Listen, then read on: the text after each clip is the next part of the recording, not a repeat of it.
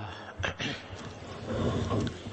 الحمد لله رب العالمين والصلاة والسلام على سيدنا ونبينا وحبيبنا ومولانا محمد خاتم النبيين وإمام المرسلين وقائد الغر المحجلين والوفد المتقبلين وعلى آله وأصحابه أجمعين وعلى كل من تبعهم بإحسان إلى يوم الدين. أما بعد، اللہ تبارک و تعالی نے قرآن کریم میں ایک جگہ ارشاد فرمایا وَإِن تَعُدُّوا نِعْمَةَ اللَّهِ لَا تُحْصُوهَا إِنَّ الْإِنسَانَ لَظَلُومٌ كَفَّارٌ، کہ اگر تم اللہ تبارک و تعالیٰ کی نعمتوں کو گننا چاہو کہ اس کی کتنی نعمتیں مجھ پر ہیں، تنہا ایک آدمی پر، تب بھی اس کو گن نہیں سکو گے، کیونکہ وہ گنتی اور شمار سے کہیں زیادہ ہے۔ گنتی ختم ہو جائے گی، اللہ تبارک و تعالیٰ کی نعمتیں و نعمتوں کا شمار ختم نہیں ہوگا۔ ان الانسان لظلوم کفار، بے شک انسان بڑا ظالم، بڑا ناشکرا ہے کہ نعمتیں تو اتنی بے حساب ہیں اور ان نعمتوں کا حق ادا کرنا یہ انسان اس کی طرف متوجہ نہیں ہوتا، نتیجہ یہ کہ وہ ظالم بھی ہے اور ناشکرا بھی ہے۔ اللہ تعالیٰ کی نعمتوں کا شمار ممکن نہیں، ایک انسان پر جو نعمتیں، صرف ایک انسان پر، اس کا بھی شمار ممکن نہیں۔ گنتی جو انسان نے بنائی ہے اس میں 100 ہے، 1000 ہے، لاکھ ہے، کروڑ ہے، ارب ہے، کھرب ہے، پدم ہے، اس سے آگے پھر گنتی ختم۔ اللہ تبارک و تعالیٰ کی نعمتیں اس سے کہیں زیادہ ہیں، اور اس کو ثابت کرنے کے لیے حضرت شیخ سعدی رحمۃ اللہ علیہ نے گلستان کے مقدمے میں، شیخ سعدی رحمۃ اللہ علیہ اس کو انہوں نے ایک مثال سے واضح کیا۔ مثال یہ دی کہ انسان جب سانس لیتا ہے تو اس سانس کے ایک سانس میں 2 نعمتیں ہوتی ہیں کہ سانس اگر اندر جائے اور باہر نہ آئے تو موت، اور اگر باہر آئے اندر نہ جائے تو موت۔ تو ایک سانس کے اندر اللہ تبارک و تعالیٰ کی 2 نعمتیں بالکل صاحب، اور بھی پتہ نہیں کتنی اندر پوشیدہ ہیں۔ سانس کے لیے اللہ تعالیٰ نے جو نالیاں بنائی ہیں، سانس کے لیے جو پھیپھڑے بنائے ہیں، وہ ان کو چھوڑ دو، لیکن صرف سانس لینے کا جو عمل ہے، اس ایک سانس کے اندر 2 نعمتیں اللہ تبارک و تعالیٰ کی پائی جاتی ہیں۔ اور شیخ سعدی فرماتے ہیں کہ باہر نعمتیں شکر واجب، کہ ہر نعمت پر ایک شکر واجب۔ تو اگر ایک سانس پر کوئی آدمی شکر ادا کرنا چاہے 2، اتنے وہ الحمدللہ کہے گا، اتنے دوسرا سانس آ جائے گا، دوسرا سانس آ جائے گا تو پھر 2 نعمتیں۔ تو اگر ساری زندگی انسان الحمدللہ الحمدللہ الحمدللہ کہتا رہے، اللہ تعالیٰ کا شکر ادا کرتے رہے، تو ایک سانس کی نعمت بھی پوری ادا نہیں ہو سکتی۔ اور یہ خود بخود آ رہا ہے، تمہیں کوئی محنت کرنی نہیں پڑتی، تمہیں کوئی مشقت اٹھانی نہیں پڑتی، تمہیں کوئی روپیہ پیسہ خرچ کرنا نہیں پڑتا، اور اللہ تبارک و تعالیٰ اپنے فضل و کرم سے دے رہے ہیں، چونکہ آ رہا ہے، بلا قیمت آ رہا ہے اور بغیر کسی مشقت کے آ رہا ہے، لہذا قدر نہیں۔ قدر اس وقت معلوم ہوتی ہے جبکہ انسان اللہ بچائے کسی سانس کی بیماری میں مبتلا ہو جائے، اللہ تعالیٰ حفاظت کروائے، تو اس وقت سانس لینے میں کیا دقت ہوتی ہے اور کیا پریشانی ہوتی ہے، اس پریشانی کو دور کرنے کے لیے آدمی کیا کچھ خرچ کرنے کے لیے آمادہ ہو جاتا ہے، تو اس وقت پتہ چلتا ہے کہ یہ کیا نعمت تھی جو مجھے ملی ہوئی تھی۔ ابھی ہمارے ایک بہت ہی محترم اور بہت ہی محبت کرنے والے ڈاکٹر صاحب ہیں، ساری زندگی مریضوں کو علاج کرتے رہے، بڑی محبت سے علاج کرتے رہے، بڑا اللہ نے ان کے ہاتھ میں شفا رکھی ہے، اللہ تعالیٰ ان کو مکمل صحت و عافیت کاملہ عطا فرمائے۔ پچھلے دنوں میں ان کی عیادت کے لیے گیا تھا، تو جس شخص نے پوری زندگی مریضوں کی خدمت میں گزاری، ایک ایک مریض کے اوپر بڑی محبت شفقت سے، بڑے نیک آدمی ہیں، اللہ نے ان کو حافظ بھی بنا، حافظ بھی قرآن ہے، حافظ قرآن ہے، اور اللہ تعالیٰ نے نماز و روزے کا اور تمام تراویح سناتے تھے رمضان کے اندر۔ تو آج کل وہ ایک سانس کی بیماری میں مبتلا ہے اور مستقل آکسیجن لگی ہوئی ہے، اور آکسیجن کے لگنے کے باوجود سانس لینے میں دشواری ہے، بعض اوقات اس کی وجہ سے تیمم تک کرنے پر قدرت نہیں ہوتی۔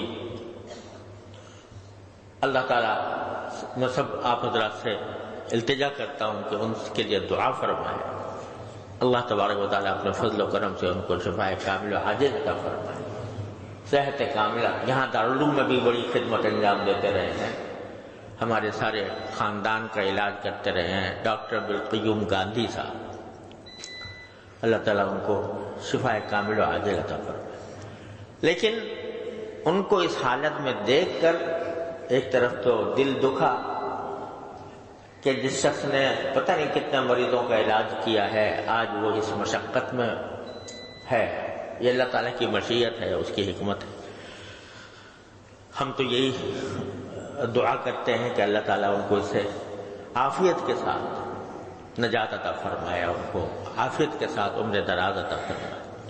لیکن اس کو اس حالت میں دیکھ کر دکھ کے ساتھ یہ احساس ہوا کہ اللہ تعالیٰ نے بے قیمت ہمیں جو سانس لینے کی توفیق اور صلاحیت عطا فرما رکھی ہے کہ بغیر کسی محنت و مشقت کے سانس چل رہا ہے، جب تک چل رہا ہے اب تک دیتا ہے، ایک مرتبہ سانس بند ہو جائے ختم۔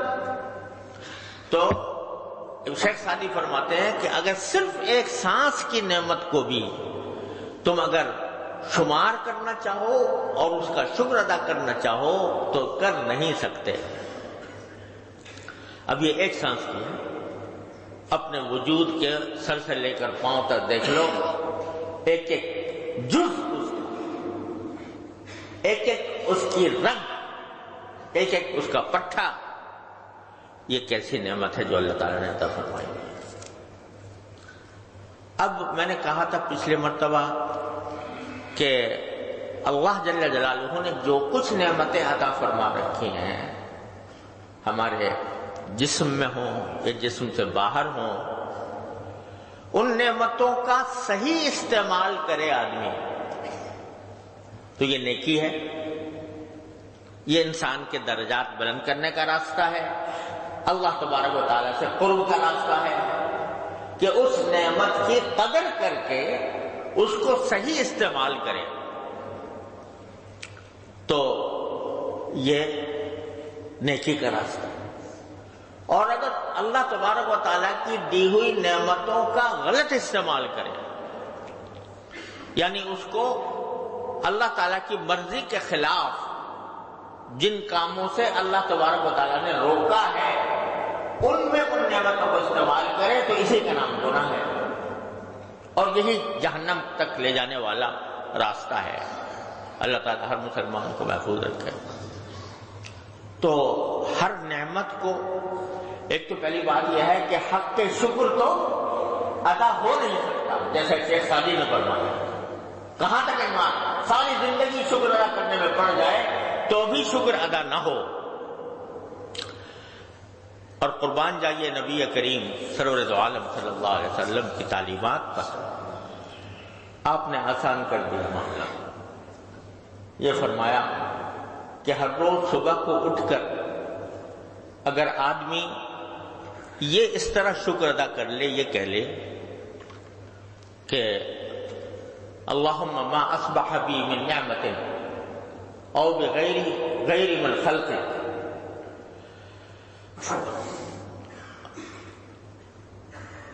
اللہم ما اصبح بی من نعمت او باحد من خلق فلک الحمد ولک الشکر۔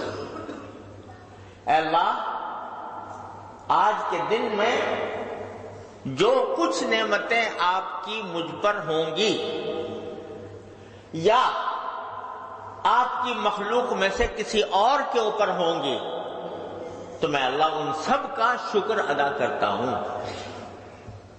تو رسول کریم صلی اللہ علیہ وسلم فرماتے ہیں کہ یہ بندہ ناشکروں میں نہیں لکھا جائے گا، شکر گزار بندوں میں لکھا جائے گا۔ اگرچہ حق تو یہ ہے کہ جب کوئی نعمت نصیب ہو کم از کم اس وقت اللہ تبارک و تعالیٰ کا شکر ادا کرے، لیکن اگر اتنا بھی کر لے کہ صبح کو یہ کہہ دے کہ ما اصبح بی من نعمت او باحد من خلقک فمنک وحدک لا شریک لک، میں بھول گیا تھا لفظ، کہ اللہم ما اصبح بی من نعمت او باحد من خلقک فمنک وحدک لا شریک لک فلک الحمد ولک الشکر۔ اے اللہ، جو بھی نعمت مجھ پر ہو رہی ہے یا آپ کی مخلوق میں سے کسی پر بھی ہو رہی ہے تو وہ خالص آپ کی طرف سے ہے، آپ کا اس میں کوئی شریک نہیں۔ جتنی نعمتیں ہیں وہ سب آپ کی طرف سے آ رہی ہیں۔ اگر میری صحت ہے تو آپ کی طرف سے ہے، اگر میرا وجود ہے تو آپ کی طرف سے ہے، میرا رزق ہے تو آپ کی طرف سے ہے، میری روزی ہے تو آپ کی طرف سے ہے، میرا کام ہے تو آپ کی طرف سے ہے، میرا علم ہے تو آپ کی طرف سے ہے۔ فمنک وحدک لا شریک لک، آپ کے سوا کوئی شریک نہیں، آپ کے اندر آپ کی اس نعمتوں میں کوئی شریک نہیں۔ فلک الحمد ولک الشکر، تو اللہ آپ ہی کی تعریف ہے، آپ ہی کا شکر ہے۔ تو رسول کریم صلی اللہ علیہ وسلم فرماتے ہیں کہ جو بندہ روزانہ کم از کم یہ جملہ کہہ لے تو وہ شکر گزار بندوں میں اللہ تعالیٰ لکھ لیں گے اس کو۔ اگرچہ حق تو شکر کا کسی بھی طرح ادا نہیں ہو سکتا، لیکن اگر اتنا بھی کہہ لے تو اللہ تبارک و تعالیٰ اس کو شکر گزار بندوں میں رکھ لیں گے۔ رسول کریم سرور دو عالم صلی اللہ علیہ وسلم کا معاملہ تو یہ تھا کہ سراپا شکر، زندگی سراپا شکر تھی۔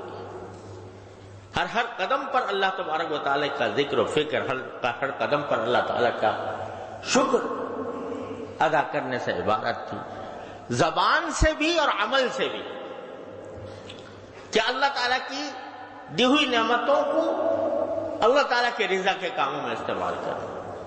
رات کو کھڑے ہوئے ہیں تہجد میں، اعلان ہو چکا اللہ تعالیٰ کی طرف سے کہ قد غفر لک اللہ ما تقدم من ذنبک وما تأخر۔ اول تو آپ معصوم ہیں، آپ سے گناہ سرزد ہو نہیں سکتا، اور اگر کوئی چھوٹی موٹی کوئی لغزش ہو بھی تو آپ کی اگلی پچھلی ہم نے سب معاف کر دی ہیں۔ اور پھر بھی رات کو تہجد میں کھڑے ہیں اور پاؤں پر ورم آ رہا ہے۔ حضرت عائشہ صدیقہ رضی اللہ تعالیٰ عنہ پوچھتی ہیں کہ یا رسول اللہ، آپ کیوں اتنا اپنے نفس کے اوپر مشقت ڈالتے ہیں جبکہ اللہ تبارک و تعالیٰ نے آپ کو یہ اعلان کر دیا ہے کہ آپ کی چھوٹی بڑی لغزشیں اگر ہو بھی کوئی تو معاف ہے، تو پھر اتنی محنت کی کیا ضرورت؟ تو کیا جواب دیا رسول کریم صلی اللہ علیہ وسلم؟ افلا اکون عبدا شکورا، تو کیا میں، جب اللہ نے مجھے یہ نعمت دیا کہ میری ساری لغزشوں کو بھی معاف فرما دیا، تو میں کیا شکر گزار بندہ نہ بنوں؟ تو اس نعمت کے شکر پر میں یہ رات کو جو میں کھڑا رہتا ہوں اللہ تعالیٰ کی عبادت کے لیے، وہ شکر ادا کرنے کے لیے۔ آج ذرا سوچو اگر ہمیں یہ پتہ چل جائے ماں کسی طرح کہ بھئی چھٹی ہے تمہاری، یعنی تمہیں نے کوئی عذاب نہیں ہوگا، جتنے تمہارے گناہ ہیں سب معاف ہیں، اگلے پچھلے سب معاف ہیں، اللہ تعالیٰ کی طرف سے اعلان ہو جائے، پھر دیکھو کیا رنگ رنگیاں مناتے ہیں کہ بھئی چھٹی تو مل گئی، اب کیونکہ چھٹی مل گئی لہذا اب جو چاہو کرو۔ لیکن رسول کریم صلی اللہ علیہ وسلم اس اعلان کے بعد کس درجہ شکر ادا کرتے ہیں۔ صحابہ کرام رضی اللہ تعالیٰ عنہ اجمعین نام لے لے کر اللہ رسول کریم صلی اللہ علیہ وسلم بتا دیا یہ جنت میں ہے، یہ جنت میں، ابو بکر جنت میں، عمر جنت میں، عثمان جنت میں، علی جنت میں ہے، سعد بن ابی وقاص جنت میں ہے، عشر مبشرہ جن کو کہا جاتا ہے، نام لے کر خوشخبری سنا دی۔ اس کے باوجود خوشخبری سنا دی جنت میں ہے، لیکن حضرت عمر رضی اللہ تعالیٰ عنہ حضرت حذیفہ بن یمان سے پوچھ رہے ہیں کہ مجھے یہ بتا دو کہ اللہ تعالیٰ نے تمہیں منافقین، اللہ تعالیٰ نے رسول کریم صلی اللہ علیہ وسلم منافقین کی فہرست تمہیں بتا رکھی ہے، تو ذرا دیکھو میرا نام تو نہیں ہے اس میں۔ جس کو یہ کہہ دیا گیا کہ عمر جنت میں ہے، حضور نے اپنے زبان مبارک سے فرما دیا کہ میں نے اے عمر تمہارا جنت میں تمہارا محل دیکھا ہے، اور میرا دل چاہتا تھا کہ اس میں داخل ہو جاؤں، اندر جا کے اس کو دیکھوں، لیکن مجھے تمہاری غیرت یاد آ گئی، اس وجہ سے میں اس کے اندر نہیں گیا کہ عمر بڑا غیرت مند ہے، اس لیے میں نہیں گیا۔ یہ کانوں سے سنا حضرت عمر نے کہ میرا جنت میں محل دیکھا ہے رسول اللہ صلی اللہ علیہ وسلم، لیکن اس پر خشیت کا یہ عالم ہے کہ حضور حذیفہ سے پوچھ رہے ہیں کہ دیکھنا یہ منافقین کی فہرست میں میرا نام تو نہیں۔ اللہ اکبر، کیوں کہ پتہ نہیں اس وقت تو رسول کریم صلی اللہ علیہ وسلم نے یہ فرما دیا تھا، لیکن کہیں بعد میں مجھ سے کوئی غلطی نہ ہو گئی، بعد میں مجھ سے کوئی ایسی حرکت سرزد نہ ہو گئی۔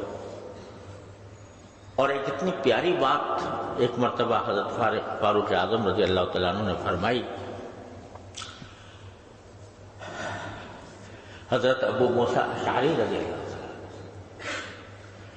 فرمایا کہ ابو موسیٰ یہ بتاؤ کہ اگر ہمارے ساتھ کچھ ایسا معاملہ ہو جائے اللہ تعالیٰ کی طرف سے کہ جو کچھ ہم نے رسول کریم صلی اللہ علیہ وسلم کے حیات طیبہ میں جو کچھ نیکیاں کی یا جو اعمال ہم نے کیے وہ تو ہمارے پکے ہو جائیں، رسول کریم صلی اللہ علیہ وسلم کے زمانے میں آپ کی حیات طیبہ میں آپ کی موجودگی میں ہم نے جو نیکیاں کی ہیں وہ تو ہمارے لیے پکی ہو جائیں، اور آپ کے بعد ہم نے جو اعمال کیے ہیں ان میں اللہ تعالیٰ ہمیں برابر سرابر چھوڑ دے، برابر سرابر چھوڑ دے۔ کیا مانا کہ نہ اس پر کوئی ثواب ہو اور نہ ہم سے جو کچھ غلطیاں ہوئی ہو ان کے اوپر کوئی عذاب ہو، تو کیا تم اس کو پسند کرو گے کہ حضور اقدس صلی اللہ علیہ وسلم کے زمانے کی نیکیاں تو پکی ہو جائیں، یعنی ان کا اجر اللہ تعالیٰ ہمیں عطا فرمائے، اور آپ کے بعد جو زندگی گزری ہے ہماری تو اس میں ہم برابر سرابر چھوٹ جائیں کہ نہ عذاب ہو نہ ثواب ہو، تو کیا آپ کو پسند ہوگا؟ تو حضرت ابو موسیٰ اشعری نے فرمایا یعنی کیوں پسند ہوگا؟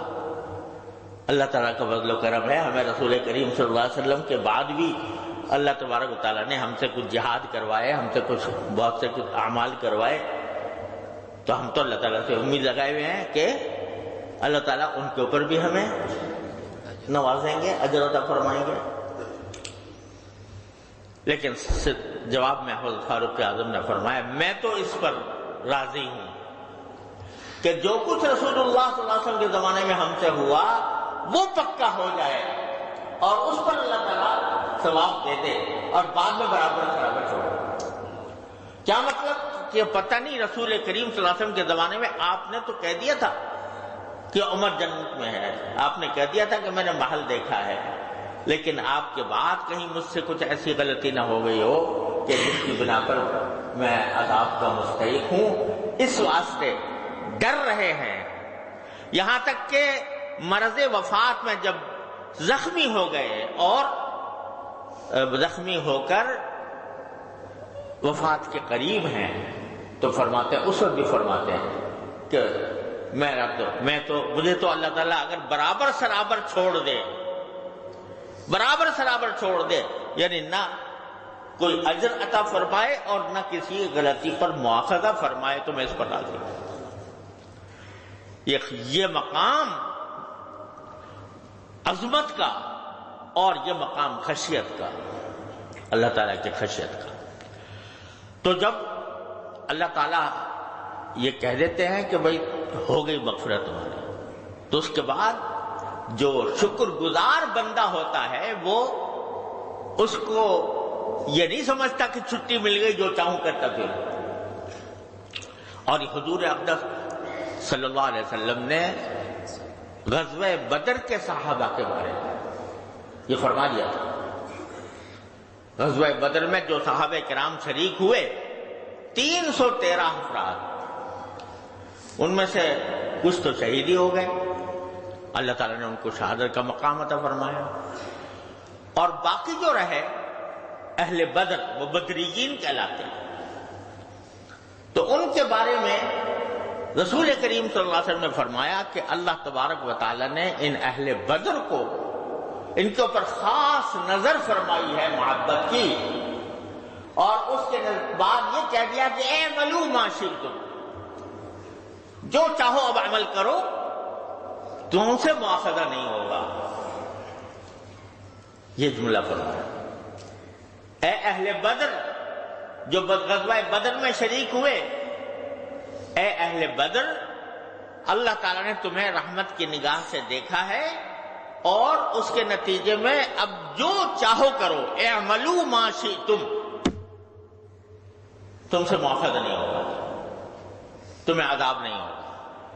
عام اعلان 313 افراد کے لیے، لیکن ان افراد کا حال یہ تھا بدریین کا کہ اس کے باوجود لرزاں ترساں رہتے تھے، اور بجائے اس کے کہ اس عام چھٹی کے اعلان کی وجہ سے وہ اپنے اعمال میں سستی کریں یا اعوذ باللہ اپنی نعمتوں کو غلط استعمال کریں، اللہ تعالیٰ کے شکر گزار بنے، اللہ تبارک و تعالیٰ کی اطاعت میں، اس کی عبادت میں، اس کی بندگی میں اور اضافہ ہو، کیونکہ جب یہ نعمت ملی ہے تو اس نعمت کا شکر یہ ہے کہ اس کی عبادت میں اور اضافہ ہو۔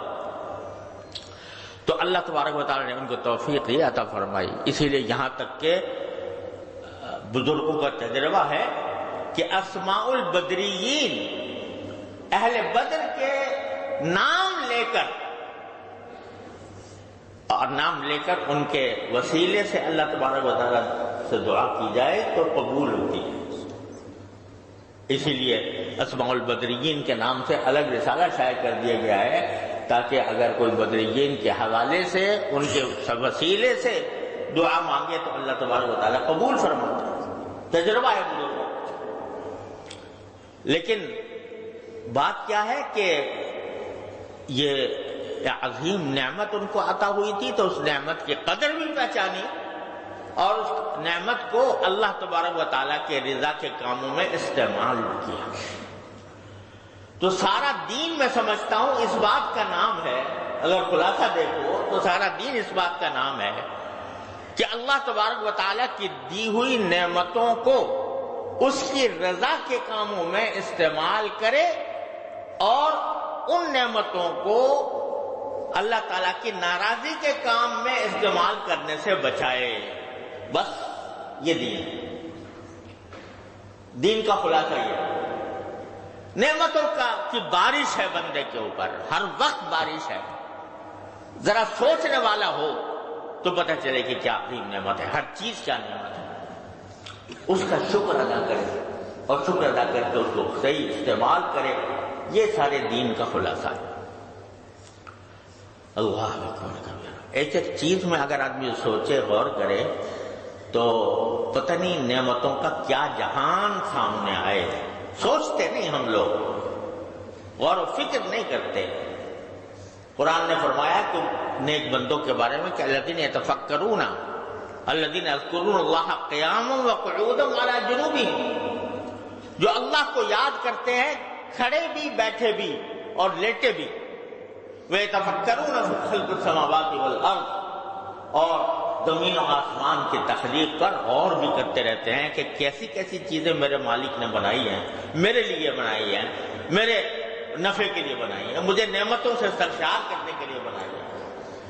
تو یہ فکر، یہ سوچ جو ہے نا، یہ اللہ تعالیٰ ہم سب میں پیدا کرتے ہیں کہ اللہ تعالیٰ کی نعمتوں کا احساس تو ہو. احساس ہوگا تو پھر شکر بھی ہوگا اور پھر اس کو صحیح استعمال کرنے کا داعیہ بھی پیدا ہوگا. ایک مرتبہ میں ہمارے حضرت والا حضرت عارفی قدس اللہ تعالیٰ سرہ، میرے شیخ، ان کے ساتھ ایک دعوت پر جمع تھے. کھانے کی دعوت تھی. بیٹھے ہوئے تھے. جب کھانے کی دعوت ہوتی ہے تو آدمی جو ہے وہ کھانے کی طرف متوجہ ہوتا ہے، اور بعض اوقات اگر یار دوست جمع ہیں تو اپنا گپ شپ ہوتی ہے، وہ ادھر ادھر کی باتیں شروع ہو جاتی ہیں. حضرت نے جب دیکھا کہ کھانا آ گیا تو آپ نے فرمایا کہ ذرا غور کرو کہ آج اس وقت کتنی ساری نعمتیں ہم پر جمع ہیں. پہلی بات تو یہ کہ کھانا ہے. کھانا بذات خود ایک نعمت ہے. اگر آدمی کوئی بھوکا ہو تو پھر اس کو اس کی پرواہ نہیں ہوتی کہ کھانا لذیذ ہے یا غیر لذیذ ہے، اور اچھا ہے یا برا ہے. اس کو تو بھوک کے عالم میں کوئی چیز بھی دے دو وہ اس کو رغبت سے لے گا اور کھائے گا. تو کھانا ہونا ایک نعمت. پھر یہ کہ کھانا لذیذ ہے، کھانے کا لذیذ ہونا دوسری نعمت. کھانے کا لذیذ ہونا دوسری نعمت اللہ تعالیٰ کی. پھر کھانا ہو اور لذیذ بھی ہو لیکن بھوک نہ ہو. بھوک نہیں ہے، کھانا رکھا ہے، سب کچھ میں نعمتیں مہیا ہیں، بھوک نہیں ہے. تو بھوک ہونا یہ تیسری نعمت. چوتھی نعمت یہ کہ بھوک بھی ہے، کھانا بھی ہے، لذیذ بھی ہے، لیکن پرہیز ہے. منع کیا ہوا ہے ڈاکٹر نے کہ کوئی فلاں چیزیں نہیں کھانا، یا حکیم نے منع کیا ہوا ہے فلاں چیز مت کھانا.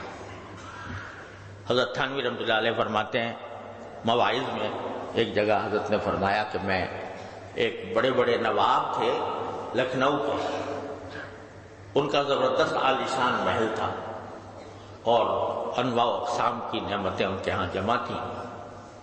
لیکن بیماری ایسی لاحق ہو گئی کہ طبیب یہ کہتے تھے کہ تم اور کوئی چیز نہیں کھا سکتے سوائے ایک قیمہ، گوشت کا قیمہ، اس کو ململ کے کپڑے میں رکھ کر اس کا رس نکال لو اور بس وہ پی.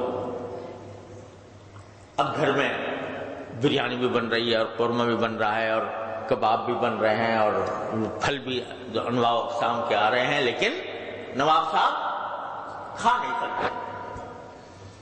تو کیا وہ نعمتیں دھری کی دھری رہ گئی. تو پرہیز نہ ہونا یہ ایک نعمت اللہ تبارک و تعالیٰ کی. پرہیز نہ ہونا یہ چوتھی نعمت کہ بھائی کھانا ہے، لذیذ بھی ہے اور بھوک بھی ہے اور کوئی پرہیز بھی نہیں. چوتھی نعمت. پھر یہ کہ چلو کھانا بھی ہو، لذیذ بھی ہو اور پرہیز بھی نہ ہو اور بھوک بھی ہو. اچانک کوئی خبر آ گئی ایسی کہ کھانا چھوڑ کے جانا پڑا، پریشانی کی خبر آ گئی تو کھانا بالکل بیکار ہو جاتا ہے. کسی کی موت کی خبر آ گئی، کسی کی معلوم ہوا کہ وہ ہسپتال میں جو ہے وہ بالکل اپنے آخری سانس لے رہا ہے، اس کی خبر آ گئی اپنے اجزاء میں سے، تو کھانا کھایا جائے گا؟ اللہ تعالیٰ کا شکر ہے کوئی پریشانی نہیں. یہ پانچویں نہیں. پھر یہ کہ کھانا بھی ہے، لذیذ بھی ہے، بھوک بھی ہے، پرہیز بھی نہیں ہے، کوئی خبر بھی ایسی نہیں آئی کہ جس کی وجہ سے کھانا بیکار ہو جائے. لیکن کھلانے والا ذلت سے کھلا رہا ہے، ذلیل کر کے کھلا رہا ہے. تو ذلیل اچھے سے اچھا کھانا ہو، ذلیل کر کے کھلا، کھا لے تو، اور یہ تو میرے فقیر آ گیا کہیں سے، اس طرح ذلیل کر کے کوئی کھلائے کسی طرح بھی. تو اے طائر لاہوتی، اس رزق موت اچھی جس رزق سے آتی ہو پرواز میں ہوتا ہے.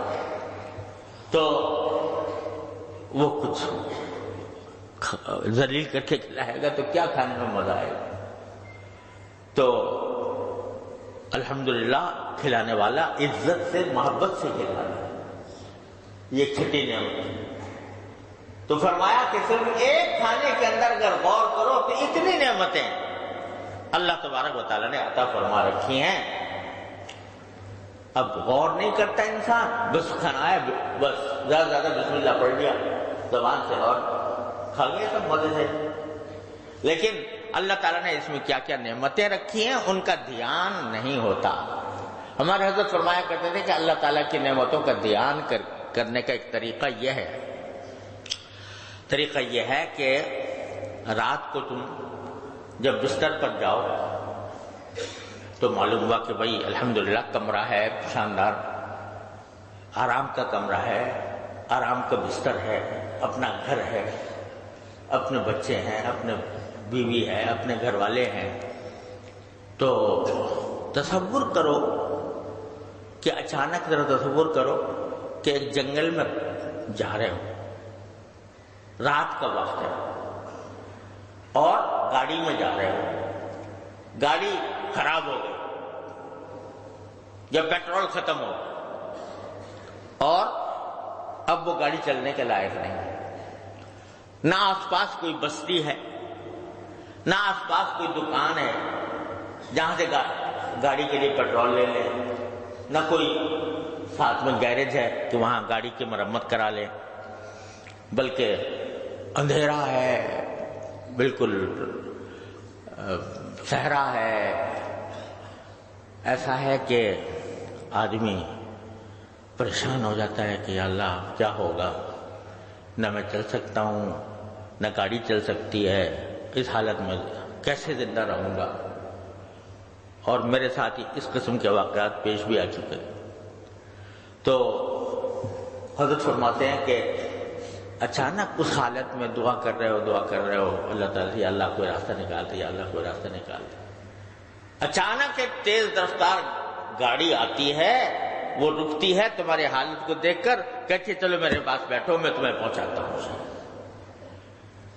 اس وقت دیکھو کہ گھر کی اس بستر کی کیا قیمت تمہیں معلوم ہوگی. کیا نعمت ملی مجھے، رات میں اندھیرے میں پھنس گیا تھا، اللہ تعالیٰ نے اس بستر تک پہنچا. تو جب بستر پر لیٹو تو تھوڑا تصور کر لو کہ میں اس طریقے سے ہوتا ہوا اللہ تعالیٰ نے مجھے بستر عطا فرمایا. تو وہ حدیث میں آتا ہے نا کہ رسول کریم صلی اللہ علیہ وسلم نے فرمایا کہ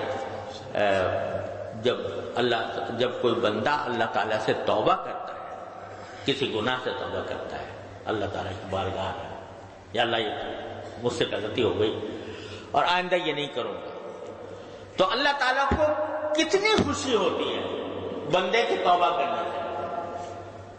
تو اس کی مثال دی رسول کریم صلی اللہ علیہ وسلم نے کہ ایک دیہاتی ہے، وہ اونٹ پر سوار ہو کر کہیں سفر پہ جا رہا ہے، اونٹ پر سوار ہو کر، اور کہیں بیچ میں رکا، اونٹ گم ہو گیا، بھاگ گیا کہیں، پتہ نہیں چلا کہاں ہے.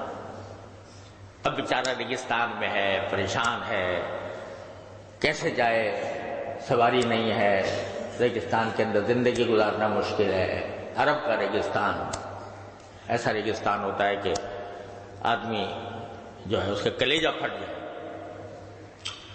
وہاں نہیں مل رہی، بھاگ گئی اونٹنی. اچانک کسی طرح کافی پریشان ہونے کے بعد اچانک وہ اونٹنی اس کو نظر آ جائے اور اس کے پاس آ جائے تو اس کو کتنی خوشی ہوگی. کہتا ہے اتنی خوشی ہوگی کہ وہ اس کو صحیح الفاظ بھی سمجھ میں نہیں آئیں گے.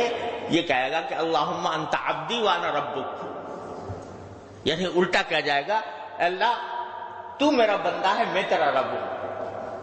کہنا یہ چاہ رہا تھا کہ میں تیرا بندہ ہوں، تو میرا رب ہے، لیکن خوشی کی عالم میں اپنے حواس کو بیٹھا اور الٹا کہہ گیا کہ اللہ میں تیرا رب ہوں، تو میرا بندہ ہے. اتنی خوشی ہوئی اس کو اچانک اونٹنی مل جانے سے کہ حواس سالم نہ رہے.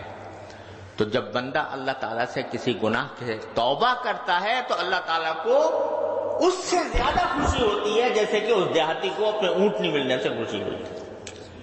تو اللہ تبارک و تعالیٰ یہ سوچنے کی ہمارے اندر یہ طرز فکر پیدا فرما دے کہ کہاں کہاں ہم کیا کیا نعمتوں میں زندگی گزار رہے ہیں، اس کا کچھ شکر ادا کرنے کی توفیق عطا فرمائے اور اس کو صحیح مصرف میں استعمال کرنے کی اللہ تعالیٰ توفیق عطا فرمائے، غلط مصرف سے بچائے. تو اب میں تھوڑا سا اپنے گریبان میں منہ ڈال کر دیکھوں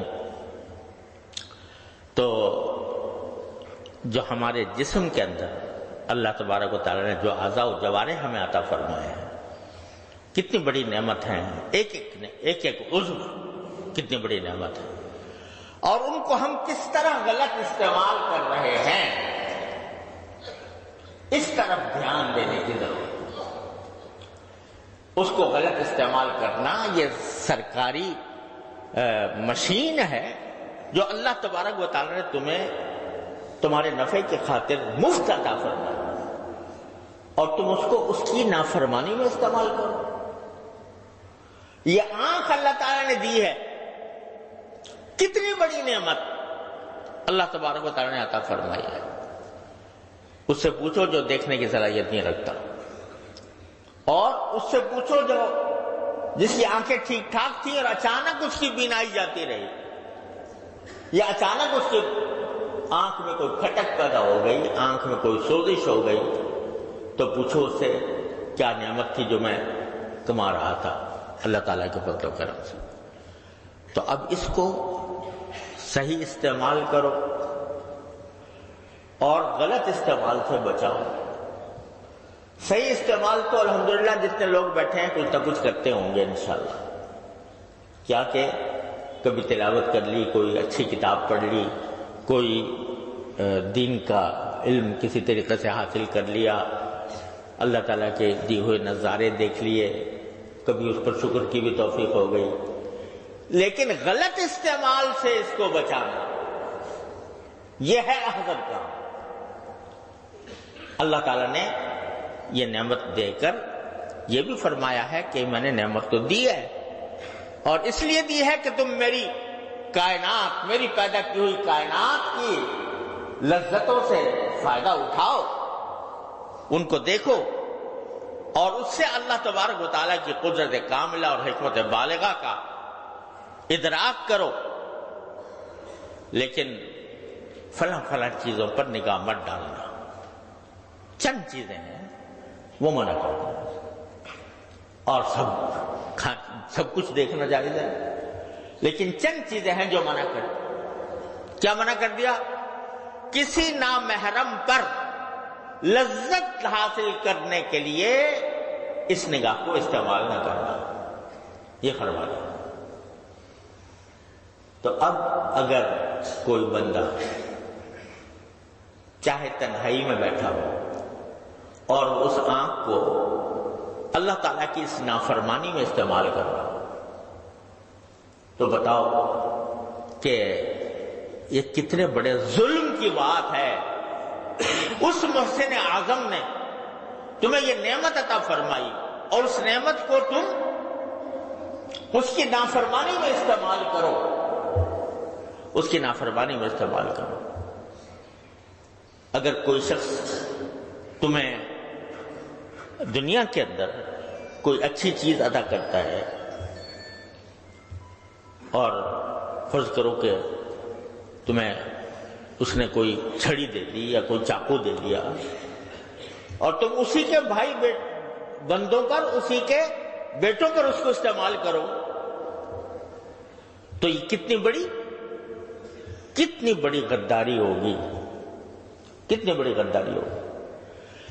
تو اللہ تبارک و تعالیٰ نے یہ نعمت عطا فرمائی ہے دیکھنے کی، اس میں بینائی عطا فرمائی ہے، ایک ایسا نازک عضو عطا فرما دیا ہے، اور اس کو محفوظ کرنے کے لیے ہڈیاں رکھی ہیں، پلکیں رکھی ہیں۔ کوئی اگر ایسی چیز آئے جو آنکھ کو نقصان پہنچانے والی ہے تو پلکیں اس کو دفع کر دیتی ہیں۔ یہ ساری نعمتیں ہیں اور تم استعمال کرو اس کو اللہ کی مرضی کے خلاف، اللہ تبارک و تعالیٰ کی نافرمانی میں۔ تو یہ کتنی بڑی غداری ہے، کتنی بڑی خیانت ہے، کتنی بڑی اللہ تعالیٰ کی ناشکری ہے کہ اس کو اس کام میں استعمال کیا جائے۔ لیکن آج کا ایک بہت بڑا فتنہ ہے، اور اس لیے کہہ رہا ہوں کہ ماشاءاللہ جو حضرات یہاں آتے ہیں اور اس مجلس میں بیٹھتے ہیں، اللہ تعالیٰ کے فضل و کرم سے سب نمازی ہیں، اللہ تعالیٰ کے فضل و کرم سے رمضان آتا ہے تو روزے بھی رکھتے ہیں، اللہ تعالیٰ کے فضل و کرم سے کچھ تلاوت اور ذکر کی بھی توفیق ہو جاتی ہے، اور اللہ تعالیٰ کے فضل و کرم سے کچھ رجوع اللہ کی بھی توفیق ہو جاتی ہے۔ لیکن یہ فتنہ ایسا ہے، یہ آنکھ کا فتنہ ایسا ہے کہ اس میں بڑے بڑے پارسا لوگ بھی اس میں مبتلا ہو جاتے ہیں۔ ہر ایک شخص اپنے گریبان میں منہ ڈال کے دیکھ لیں کہ میں آنکھ کا صحیح استعمال کر رہا ہوں، غلط کر رہا ہوں، تو نظر آئے گا کہ پتہ نہیں کس طرح، خاص طور سے جو آج کل یہ اسمارٹ فون کا سلسلہ شروع ہو گیا ہے، تو اس نے بے حیائی اور آنکھ کے غلط استعمال کا دروازہ چوپٹ کھول دیا۔ اچھا خاصا نمازی ہے، پرہیزگار ہے، صف اول میں نماز پڑھنے والا ہے، لیکن تنہائی میں بیٹھا ہے اور اپنی آنکھوں کو اللہ تعالی کی نافرمانی میں استعمال کر رہا ہے۔ کیا کتنی بڑی غداری، کتنی بڑی خیانت، کتنی بڑی نافرمانی۔ تو اس لیے میں یہ عرض کرتا ہوں کہ جس شخص کو یہ بھروسہ نہ ہو کہ وہ اپنے آپ کو محفوظ رکھ سکے گا اس فتنے سے، اس کے لیے ایسا فون استعمال کرنا جائز نہیں، جس کو یہ بھروسہ نہ ہو۔ اگر بھروسہ ہے تو بعض اوقات اس سے اچھے کام بھی لیے جا سکتے ہیں، لیکن پاؤں پھسلنے کا ہر وقت خطرہ، نگاہ کے پھسلنے کا ہر وقت خطرہ۔ لہذا بھائی کتنے دن کی زندگی ہے پتہ نہیں، کسی کو پتہ ہے کہ کب اس کو موت آ جائے گی، تو اپنے اللہ تعالیٰ کی دی ہوئی اس نعمت کو کیوں داؤ پر لگاؤ، اس داؤ پر لگاؤ کہ اس کا غلط استعمال ہو گیا تو وہاں پکڑ ہو جائے۔ اللہ تعالیٰ کی فاروق اعظم جیسا انسان جس کی تقوی و طہارت کی قسم دنیا کھاتی ہے، وہ جب یہ کہتا ہے کہ مجھے برابر سرابر چھوڑ جاؤں تو غنیمت ہے، تو ہم شما جو ان قسم کے فتنوں میں مبتلا ہو جاتے ہیں، ان کے دل میں خیال نہیں آتا، ان کے دل میں یہ خوف نہیں ہوتا کہ یہ جو ہم اللہ تعالیٰ کی نعمتوں کا غلط استعمال کر رہے ہیں، ایک دن اس کا حساب دینا ہوگا، ایک دن اللہ تعالیٰ کے سامنے حاضری ہوگی، اور ایک ایک نگاہ جو جس چیز پر ڈالی ہے اس کا حساب مجھے دینا ہوگا۔ تو اللہ تبارک و تعالیٰ اپنے فضل، اور بھائی دیکھو